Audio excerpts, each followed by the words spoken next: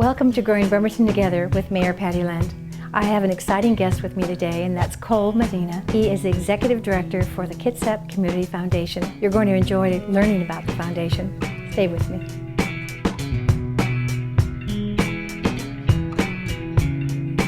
Welcome to Growing Bremerton Together with Mayor Patty Land. I have a special guest today. His name is Cole Medina, and he is the Executive Director of the Kitsap Community Foundation. We're going to learn about how he got here to Kitsap County and how he's been changing all the good things that we're doing in the Community Foundation. Welcome. Thank you. Thank you for having me, Mayor Lent. We want to know a little bit more about you, Cole. So did you grow up in Kitsap County, or how did you land here? I did not. I am a transplant. Mm-hmm. You want me to start at the beginning? Well, you can be born. Yes. Okay. I actually grew up in Salt Lake City, but I lived in different parts of Washington, so I've always felt some affinity for here. I actually spent my elementary years in Walla Walla, Washington, of all places, long before there were vineyards out there. It was just a quiet little sleepy town, which was a wonderful place to be a kid. Mm-hmm. And actually before that, I spent a year and a half in Olympia. So when I was 4 and 5, I was in Olympia, and then we went back to Utah, and then I went through various schools. I went to undergrad in Minnesota, and I went to a very neat school down in New Mexico for 2 years, and went to the Peace Corps for 2 years. I didn't know that. Oh, maybe, yeah. Peace Corps in West Africa, in a little country called Guinea-Bissau that no one's ever heard of before. Mm-hmm. So we were there for 2 years with my wife. We went together doing agricultural work and environmental education. Mm-hmm. That's part of where I developed my love of community and trying to help community. And I had it before then as well, from this really amazing school I went to down in New Mexico called the Armand Hammer United World College, where they basically get together 200 kids, it's a 2-year program, 100 kids in each class, 200 kids from 70 different countries all over the world, out in the woods of New Mexico, in the mountains, and get us all together and away from all of our parents and all of those distractions, and try to just teach us all to love each other. And survival. And survival. Yeah, it's absolutely true. We had a big outdoor program. Mm-hmm. We were part of the New Mexico Search and Rescue Program, so we went out searching for lost people. But the point of the place was for all of us future leaders to learn to love and appreciate each other, so when we grow up, we don't kill each other. Mm-hmm. So that was a transformative moment for me. And probably tolerance. Yeah, absolutely. I was there during the Iraq War, the first Iraq War, and there was a kid there from Jordan who had a poster of Saddam Hussein on his wall and loved him. Mm-hmm. So we learned all about tolerance. Mm-hmm. Anyway, went from there to the Peace Corps to law school, and my wife, who I met in undergrad in Minnesota, really wanted us to come home. And home for her is West Seattle. Mm-hmm. So her family's lived here for generations, and she brought me home. We decided to move to Bainbridge Island because I was working at a law firm in Seattle, and we're not big city people, so we wanted to live in a smaller community, and Bainbridge was the only way to do that, so I could commute to Seattle, and that was 13 years ago. And then besides your law, you also worked in a nonprofit before. And was that, your first one was on the island? That's right. Mm-hmm. Yeah, I worked at a big law firm in Seattle for 3 years, and then I took the plunge. I took a real risk. At that firm, I was doing nonprofit law. They called me the nonprofit guy at the firm. I still do. Well, I do too. And they did because I was the only attorney at the firm who cared about nonprofits and who wanted to work with nonprofits. And so I did most of the nonprofit work in the firm, but I realized I really wanted to run a nonprofit organization. And my background was environment and environmental education and protection, so an opportunity came along to be the first executive director at the West Sound Wildlife Shelter on Bainbridge Island. It was called the Island Wildlife Shelter at the time. It was a half-time gig. It was the first executive director they'd ever had. It was a struggling organization that was basically on the brink of bankruptcy, and they were hiring someone to come in and try to get them out of that. And I decided to take that chance and leave my 6-figure job at the firm and go literally take a 75% pay cut and try to help this small nonprofit and follow my passion. Now, at the same time, I think you're having a baby. The baby came later. Okay, not yet. Yes, thank God the baby came later. So you did bring the wildlife shelter out of bankruptcy, or We did. where they could be sustainable and do the functions that they were created for. Yeah, absolutely. It's a real success story. I was just lucky enough to be the engine in the center of this group of people that made that place successful. But I was actually there for 8.5 years.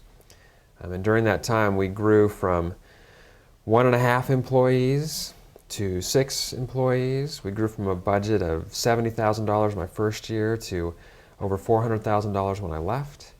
We had a number of capital campaigns, built some great facilities, Yes. grew the programs, became known in the community, and really became one of the best wildlife hospitals in the state. But you know, it got to the point where we'd achieved the vision that I had. And it was becoming more of a maintenance job, just doing the same kind of stuff every year. And I like to grow things. So I decided to look around. Generation. I guess so. I decided to look around for a new opportunity to grow something. Right. And then I've been on the Kitsap Community Foundation since about 2007 or 8. And we looked for, Rob Schneider was there at the time, and we were looking for a new executive. He was going to quit and work with his wife up in Alaska. And we found someone that had 20 years with junior achievement. So Pete came on board, and he was with us, and then he wasn't sure if he really wanted a full-time position because he's great in photography and ready to explore the rest of the world. And so when he left after a couple of years, the opportunity was open. And I know when we went out to look for an executive director, I think you were the first applicant. And when we interviewed you, we had several, but with yours coming in first, you were looking for us as much as we were looking for someone to take us in a much bigger direction, increase the board, and increase our funding capabilities. So now tell us how you have a tremendous program, the first retreat you had for us, and how you're moving that same ideal forward with the Community Foundation. Yeah. Well, as you say, I was looking for you as much as I think the organization was looking for me. I mean, it's a great fit. I love the job. I like working with you there. I've been there about 1.5 years now. And 1.5 months after I started, we had this board retreat that you referred to. And at that retreat, the board and I worked together to come up with a big vision for the organization. A simple 5-year strategic plan. It's composed of 5 goals, as you know. This 4th and 5th goal are really internal goals. They're about building the capacity of the organization to achieve the first 3 goals. So the first 3 goals are really the heart of it. Before this plan and before I came along, the foundation had been growing kind of slowly. I didn't have a big view of itself in the community, I don't think, and you should correct me if I'm wrong. No, you're correct. We started in 1993, and we went in creeping steps. We have a great community, but to get donors and to get people to support a foundation, this is where, again, your talents are really paying off. So again, when you came on board, Cole, we had about $2.5 million. And that was, we were paying out about $175,000 annually to support great causes within the community. So tell us again, here you are, and you're at the retreat, and what we're doing in those last 2 goals. So the main goals of that are threefold. The first goal is to grow that endowment from what it was, about $2.5 to $3 million when I started, to $10 million within 5 years. Actually, the board said, let's make it 20. And I said, that's great internally. Let's shoot for 20. But let's externally publish a goal of 10 million so that we can exceed it and look very successful. So that's the first goal, and that'll always be the core of what a community foundation does. Grow an endowment and give away the income from that endowment to all the nonprofits in the community forever. And that's what I love about this job. And I'm sure that's what you love too. I do. We're growing an endowment that will be here forever, giving money to the community forever. That's the first goal. The second goal is for the foundation to actually go out in the community and work directly with nonprofit organizations to help make them better, which is something the foundation hadn't really been doing before. It had just started doing a little bit of that work before I started. So the foundation had kind of been laid for the foundation to do more of that work. And what that means is bringing trainings to nonprofits in the community. You might not have realized this, most people hadn't, but there were no trainings in the community for nonprofits. Nonprofits in this community who wanted to get training had to go to Seattle or go to Tacoma and usually pay a tidy sum for that training. For the training. So we thought we need to bring trainings into this county for nonprofits. So that was our second goal. The third goal was to become a leader in solving big picture community issues. Right now there's no one in the county who on an ongoing basis is working to bring together all the different stakeholders, business, government, nonprofit, religious, bring them all together to talk about big countywide issues, develop solutions, and try to move those solutions forward. We thought, well, a community foundation should do that. And in larger communities, like in Seattle, they have a community foundation that does just that. This is a role bigger community foundations come to play.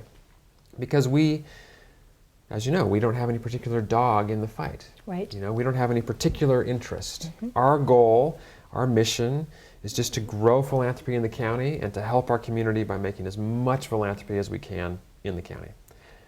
So the second and third goals are really very strategic goals, as you know. As I said, that first goal will always be the core of what we do. And that's what the foundation had been trying to do for many years since it started. But it's very hard to go out in the community and just ask people to put money in the endowment. If people have never heard of you, if they don't know who you are, you don't have any credibility in the community. So we decided, all right, let's pursue goals 2 and 3 because the community needs them. Our nonprofits need the training. Our community needs leadership, but also because it'll help us. It'll help the foundation, right? By doing new programs in those areas, we'll raise our visibility in the community. And our affiliation with them.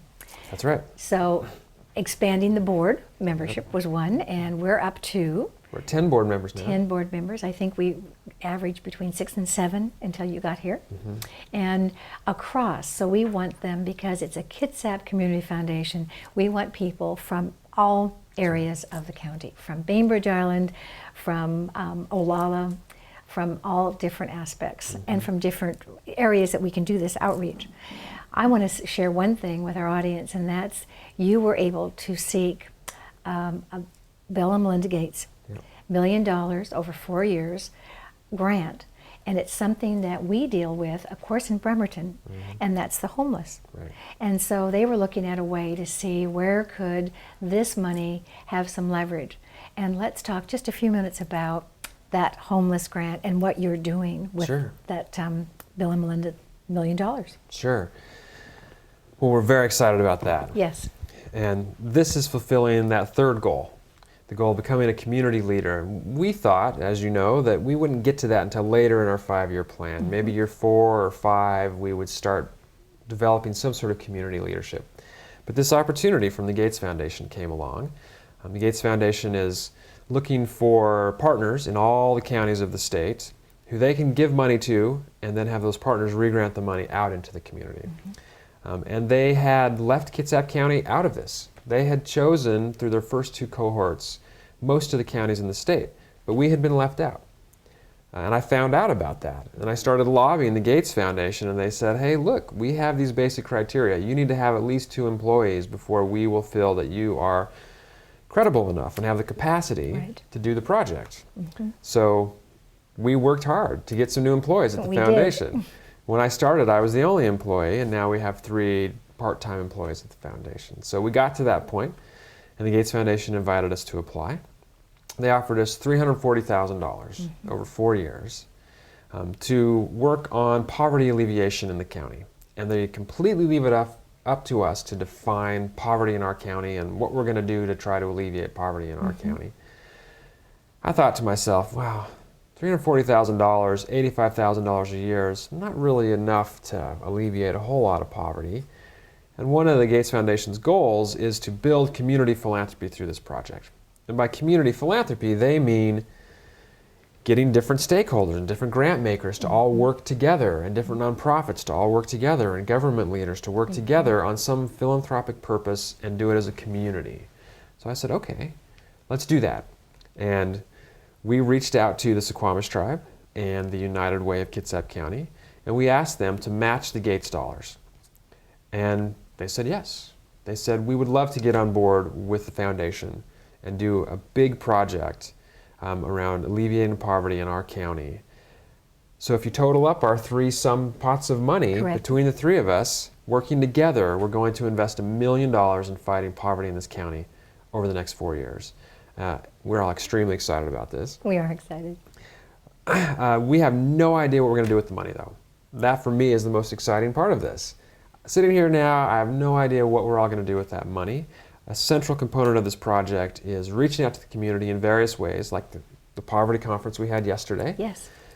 to ask the community, what should we do with $1 million here in our county? What's the best way to use that money to affect poverty here? Yesterday at that conference, there were 185 people that came to help us answer that question. And our board struggles with this question. It's kind of an awesome responsibility, trying to decide how to use that money, because you want to use it in the best way that we can. With the outreach, though, and the agencies of the Suquamish tribe, or Port Madison, and with United Way, we've got a lot of other nonprofits that we really want to work with, and we have worked with. The money that we've given in the past has gone to support readership up in Kingston, and different, in fact, we're right now deciding where we're going to spend that money on the grants that we provide. Right. We also, besides doing this, are going to have the Great Give. And the Great Give is coming up. This is your idea. Again, your creativity. And what that's doing is we all throughout the year, and the foundation is not unlike this, as we reach out to have more donors come into our program and provide these sustainable dollars. We thought to make an impact, and especially in Kitsap County, the Great Give brings everyone together, and the Seattle Foundation is a strong one. Yeah. Describe how this impact, how this one day of giving is going to get a lot of attention. Okay. Well, again, this is something we're very, very excited about. And when I say we, I don't just mean the foundation and you and our board. I mean the whole community. I am the one who brought this idea to Kitsap Community Foundation, but I can't take credit for the idea. Some brilliant person at some community foundation back east 10 or 15 years ago thought up this day of giving model. And when you all interviewed me, actually, I said, you know, if you hire me, I want to do this. And you all seem to like the idea. So we're doing this. It's a day of giving. It's not a Kitsap Community Foundation event, it's the community's event. We're just producing it for all the nonprofits. And the goal is to have one day, one 24-hour period, where as many people in the community as possible go to a website, kitsapgreatgive.org, have a list there of all the nonprofits in the community. They can see what all those different nonprofits do and learn about them, and they can donate as much or as little money as they want to as many nonprofits in our community as they want, and check out in a single shopping cart kind of experience. In a nutshell, that's what it is. It's one online day of giving that all the nonprofits are taking part in. It will be the biggest day of charity that this county has ever seen. Our goal is to raise at least $500,000 for those nonprofits that day. We had 3 monetary goals. One is that, raise $500,000. We won't know till May 6th if we reach that goal. The other goals, we do know. One goal was to raise $125,000 in sponsorship money. Part of the gas that makes these days work, the incentive that makes everyone want to take part, is a big pot of money that we call the incentive pool that gets given out to all the nonprofits that take part that day. We wanted to grow a $100,000 incentive pool of money, and that money typically comes from sponsors. Yes. We've done it. The goal is $125,000. The foundation is using $25,000 of that to pay for the event, not all of it, but at least cover some of the costs, and then keep $100,000 in a pool for the nonprofits. We've surpassed our goal. We are actually at $136,000. So many thanks to wonderful, generous people and businesses around the community. I'd like to name a few if I could. Is that okay on your show? Yes, absolutely. Yes.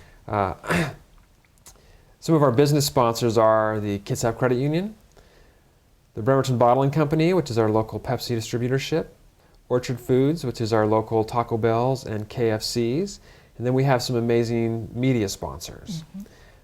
BCAT is a sponsor, and all of the print publications in the county are sponsors. So that's Sound Publishing and Wet Apple Media, which is the Business Journal and the Home and Garden magazine, and the Kitsap Sun. All of the media in the county have gotten on board as major media sponsors, which is great. It is great. They understand that this event is for the whole community. It's bigger than any single one of them, and they've all gotten on board to sponsor this. So we met that goal. The third goal we had was to have 200 nonprofits participate. It's hard to know exactly how many nonprofits there are in the county. The best estimate is 250 to 300, and our goal is to have 200 nonprofits participate. Well, we're almost there. All right. At the last count, earlier this week, we were at 198. We're there. So we're almost there. The deadline for nonprofits to sign up is actually tomorrow. So I think we'll make it. So the whole community is getting excited about this. The sponsors, the nonprofits, and us at the foundation. I think it's going to be a tremendous event. Everyone in this county is going to hear all about this because all of those nonprofits will be promoting it to all of the people who support them. And so you asked your question around, well, how will this become the biggest day? How will this be promoted? It's through all the nonprofits. 200 nonprofits will be talking to all of their supporters about this event through social media and emails and postcards and however they choose to do it. And Facebook. So everyone that's listening to this program, get on your Facebook, and we'll be posting again how you can take and support through $10 or $100 or $1,000. You can pick and choose who you'd like to take and sponsor during that time. There are some statistics that I know I didn't know before a presentation that you made to the board. And we have a very giving, we know that we volunteer throughout Kitsap County and throughout Bremerton, from our Navy, from our faith-based organizations, from just every citizen that wants to take and work in a park atmosphere. They want to work in the streets on a cleanup day. Volunteerism is great, but we've never actually looked at what do those volunteers and those people that care in the community support. And you've got some statistics for us. So one of those is, I think it's 2008 figures. That's right. And how much did Kitsap County give from their pocketbooks? So 2008 is the latest year we have those numbers for. And this number is donations from individuals in the county to 501c3 organizations. We don't know if all this money stayed in the county. Some of it probably went out of the county. Of course, money from other counties came into the county. But the amount of money given by people in Kitsap County in 2008 was at least $150 million. So $150 million in our county. Our population is just over 250,000. So at 251,000. So if that's the entire population of a county, we are the 36th in size of our 39 counties. Our population is actually up we're number 7 in that makeup for the state. And to realize 150 million, that's a lot of money that people don't even realize how they're supporting March of Dimes, United Way, Alzheimer's, American Heart Association, and the Red Cross. So we do grants, and we're in a grant cycle right now. I believe we get about 125 applications for those grants. Last year was 100. This year we were down to about 85. 85.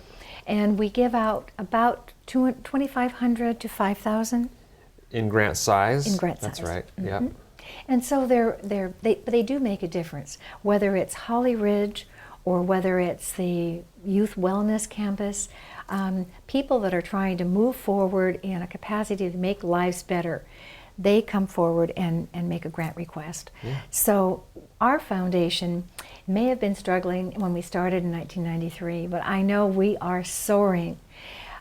Besides that, I want to share that the Youth Wellness Campus, as I just mentioned, Cole, in his capacity as an attorney, was able to assist them in becoming a 501c3. This is a program that has a number of pages, maybe 20 pages of application. It goes through the state. The IRS must take and weigh in and assign a number before we ever get that designation as an agency where someone can donate and deduct that from their taxes. You were able to help us make the application in December, and the campus actually was approved by March. So many times in your legal capacity, not just what you're doing for our foundation, but you've been able to help people. So this is something that as an individual, you are going to be sought after much more than just what you're doing in the community. I know that you're out getting people to leave or bequeath money to the foundation. Yep. Tell us, one, before we close, a little bit about how they can take and leave if a member of a family passes and they want to take and start an endowment. Yep. How can that be done? It's really pretty simple. And as I mentioned earlier, growing that endowment is the core purpose of the foundation. And our goal is to get to $10 million within 5 years, now within 4 years. We are at $4.5 million now, so we have a ways to go, and we need people to help us grow that endowment. There are a number of ways that people can add money to that endowment. You don't have to wait till you pass away. No. You don't have to just put it in your will. You can create a fund today, although a lot of people do leave it in a will as a bequest. Of that $4.5 million, there are actually many different types of funds at the foundation. Our general fund is our community endowment fund. And that is the fund that is completely undesignated. The income from that fund every year is the money we use in the grant program that you've referred to. So every year there's a competitive grant process where we take applications and we have an outside group of people who reviews them and scores them, and we give money to the top scoring applications. If someone wants to leave money to the community to be there forever to support any nonprofit organization, they just need to designate our community endowment fund in their will, or they could give money today. We are a 501c3 like any other nonprofit. But most people like to have a little more control over where their money is going to go. So we also have designated funds. Some people have set up funds where the income from that fund goes to a specific nonprofit or 4 different specific nonprofits every year. So that fund will be in existence forever, and every year the income from that fund goes to a specific place where the donor told us to send it. And they're legally binding agreements we sign with the donors that require us to actually do what they told us. But the most popular fund these days is called a donor advised fund.